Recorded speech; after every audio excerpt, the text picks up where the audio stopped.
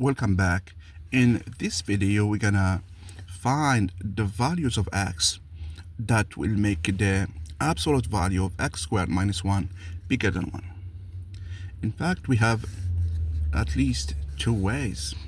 So we're looking for something simple that will help us solve this problem. In our case, we have this issue of the absolute value. Okay, so we can do this one graphically.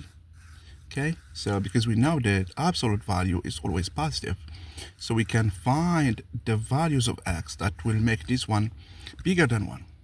So the first thing that we need to notice is that this is our base function x squared, and it's shifted 1 unit down.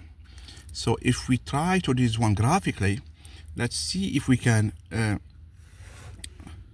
do it graphically. So this is basically the x squared. Okay, if we shift it down, okay, we can do that. Okay, if we shift it down one unit, it's gonna be parallel to that one. I hope my drawing is showing that. So this is so it's gonna meet the x-axis on these 2 points. Okay, minus 1 0 and 1 0, but we're gonna say minus 1 and 1. So this is x squared minus 1. Okay, so our aim is to find the values for which this function, okay, so this is basically x squared minus 1, but we are looking for the absolute value. So the absolute value would shift anything that's negative to be positive. So here we have this one too.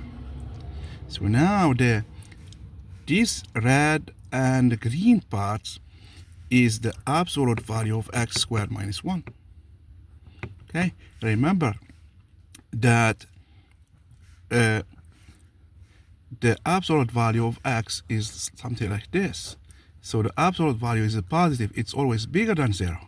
The same thing for x squared minus 1, it's always bigger than 0. So my graph, this red union the green part is let's call it f of x.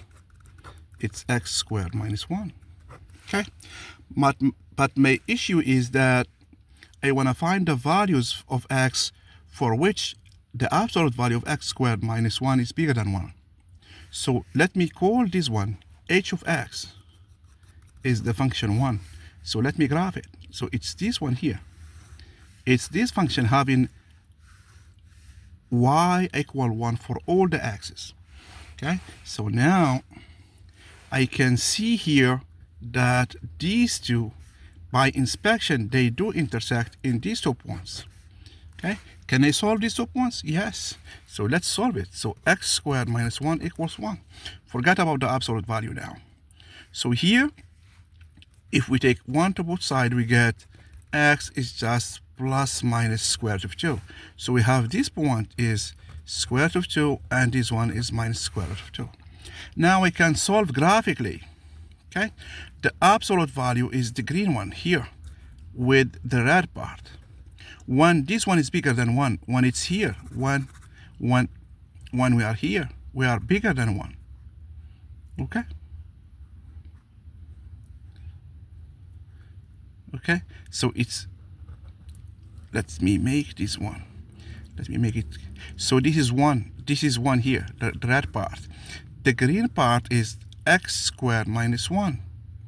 But when I'm bigger than 1, when I'm in here, in this interval, so when x is here, either in this interval, which is square root of 2 plus infinity, or I'm in here, minus infinity minus square root of 2.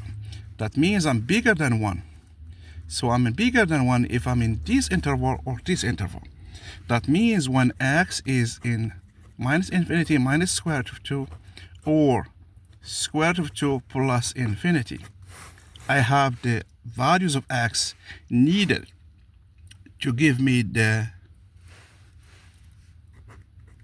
this part. X squared minus 1 is bigger than 1. Okay, So let me redraw this one here. Okay, let me just graph. Now we know this is 1. So this is 1 minus 1. So here, this is, okay. In fact, this is the graph of x squared minus 1 in absolute value. And this is the graph of 1. So we found these two values, square root of 2 minus square root of 2. So my values of x squared minus 1 in absolute value bigger than 1, here in these intervals, in square root of 2 plus infinity, or minus infinity minus square root of 2. Because when I'm in here, look, I'm bigger than 1. So this is 1. So I'm bigger than 1. If I'm in here between minus square root of 2, square root of 2, look at this value. It's less than 1. Okay? So this gives me the solution for this inequality. Okay? I can also make this one without the absolute value. Okay?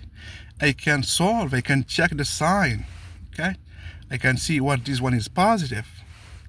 Okay? Because I'm looking for the values of the x squared minus 1 that will be positive.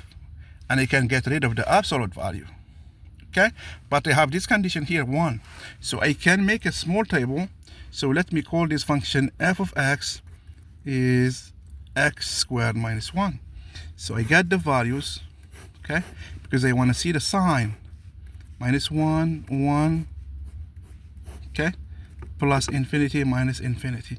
X plus 1, x minus 1, x squared minus 1. So here, if x is minus 1, x plus 1 is 0. If x is less than minus 1, it's negative. If it's bigger than 1, it's positive. When x is 1, x minus 1 is 0.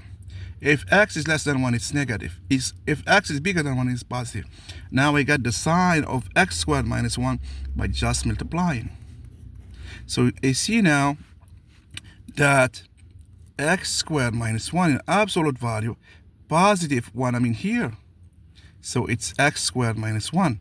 That means x is in this interval, union 1 plus infinity. Okay? And here I can solve. So this is when this one is equal to this value. So this is the domain where I have the absolute value of x squared minus 1 is equal to x squared minus 1. Now I can solve. X squared minus 1 is bigger than 1. That means x squared is bigger than 2. That means x is bigger than the square root of 2, or x is less than minus square root of 2. And this gives me that x is in minus infinity minus square root of 2 union square root of 2 plus infinity. Why I get this? Because remember, when you take the square root of both sides, you get the absolute value of x is bigger than square root of 2. And this one is this one here. Okay? This one gives me either the absolute value of x is bigger than square root of 2, or minus x is bigger than square root of 2. This one gives me this part. This one, when I flip the sign, gives me this part. Okay? Now, because the absolute value is always positive, so when I'm in here, the absolute, when x is in minus 1, 1, that means here it's negative. So x squared minus 1 is minus x squared plus 1, because I have to put minus. So minus x squared minus 1. And I'm solving minus x squared plus 1 bigger than 1. Is this true? This gives me minus x squared bigger than 0. This is false. That means on this interval, minus 1, 1, this property, x squared minus 1 bigger than 1, it's not true.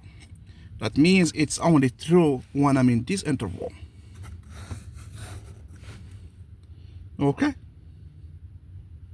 So remember, minus x squared is bigger than 0 can never happen because it's a square and we put a minus.